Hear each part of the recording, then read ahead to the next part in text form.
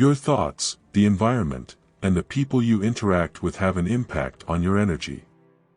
You must alter these to change how your life and energy flow because your surroundings and the people around you have a significant impact on your energy. Improving it is crucial.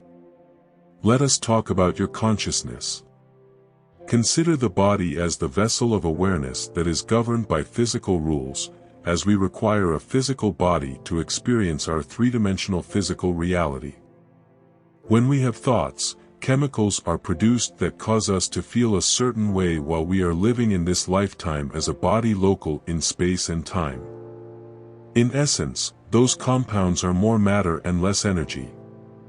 There are, however, wholly distinct rules that apply when we transcend our associations with everything we have come to know in the physical world and enter, as an awareness, the non-material known physical unified quantum field. There is no separation in the field since there is no such thing as time or space as we understand it. We are, therefore, linked to everything if there is no separation. Every idea we have in this world generates energy or frequency. When we enter the field of infinite frequencies as pure consciousness, it makes sense that our thoughts are more energy than matter in this universe of energy that is invisible. Every new creation begins with a thought. Thus, if we, as an awareness, are able to become cognizant or aware of a new idea that will result in a new experience in the physical world, then that thought will have a particular frequency.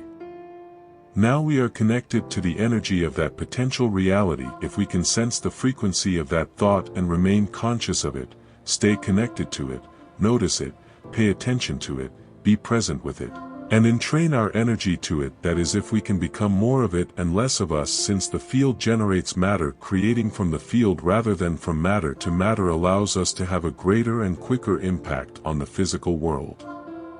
There is one catch, though.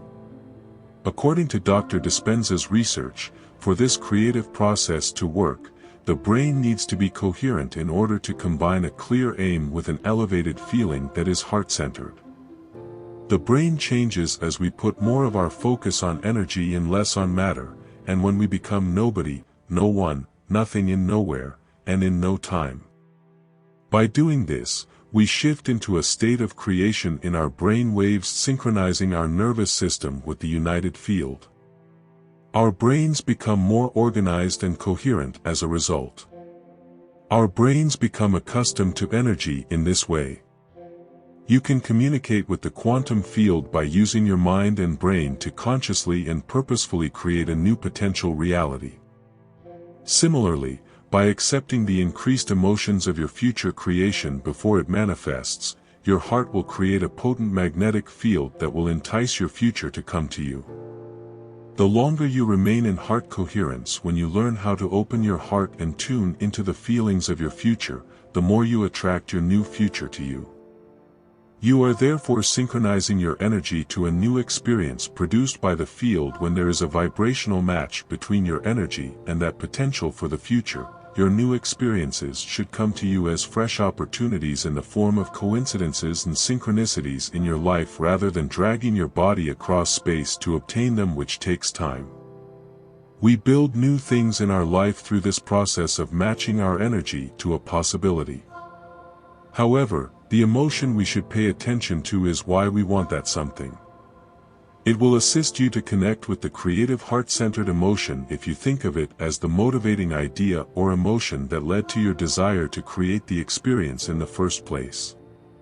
As an illustration, if someone wishes to manifest riches, it's possible that they desire freedom. If they desire a new chance, they might actually want some new unknown experience as well. In that case, inspiration will serve as the catalyst for starting a new life. Perhaps wholeness is what people actually desire if they want health.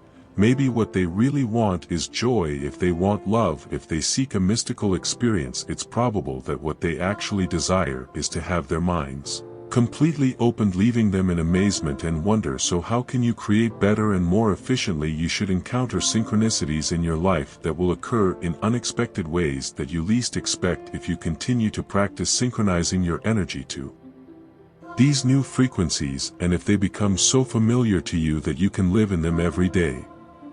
While keeping your eyes open, this is what makes the task so enjoyable and what truly wakes us up from the dream's delusion of isolation. Now let us look at the steps you need to take. You will benefit from repeatedly practicing these techniques. You can carry out this process frequently, several times in a single day. The first step is to become mindful of who we are being and to bring to light our automatic unthinking thoughts, behaviors, and feelings so that nothing escapes our awareness unnoticed. We must become extremely conscious. Make a game out of recognizing everything about oneself without passing judgment, assigning blame, or making any criticisms. Consider yourself to be only an interested witness instead of identifying with what you see. Ask yourself where, when, and how you lost consciousness while you were awake. What set off or stimulated your return to your previous miserable self and all those negative thoughts and feelings? This self-observation is advised. You can get all the information you need to calibrate your new state of being later if you can maintain your objectivity, stay in the present, and observe yourself in real time.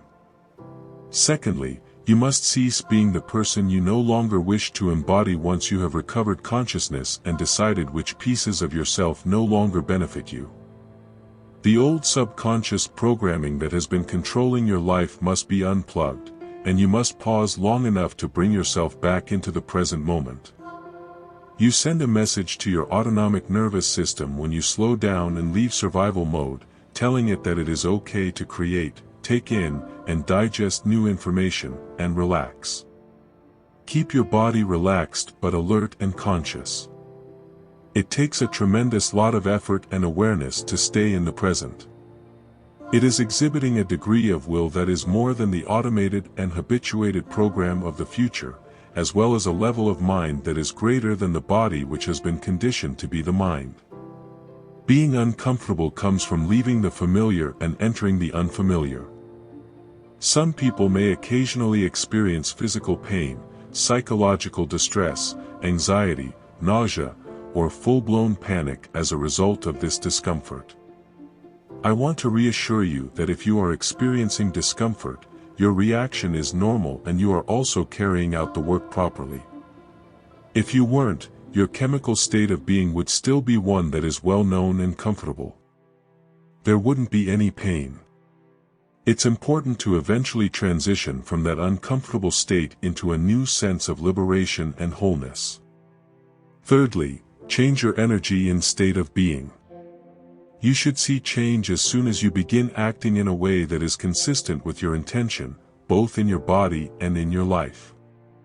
Allow the energy you have tapped into to produce more of the feelings associated with the you are becoming as you get closer to your future, which will always take the form of the present moment. You can transform your state of being by combining that increased energy with your whole goal. In step 4, it's time to restart your life with your full consciousness aboard now that you've hit the reset button and rebalanced your energy and state of being. You will hopefully repeat these several times and finally be able to rapidly return to consciousness. Your body will finally break through and free itself as a result of this process. Take heart, those who are patiently waiting for a breakthrough. It won't happen until the body has first resisted and tried to hold to what it knows. Your body will always make one last desperate effort to stop change from occurring when you are about to change yourself. The body is resistant to change, and you're trying to lead it into uncharted ground and persuade it into new thinking. In other words, you are probably not evolving if you are not battling your body's resistance to change. Congratulations and welcome to the celebration to all of you who are still in the fight. Everything you're doing is correct, carry on, get back up after each fall. You will eventually forget how often you fell because you arrived at your destination. I hope you liked this video, subscribe for more such videos. Thanks for watching.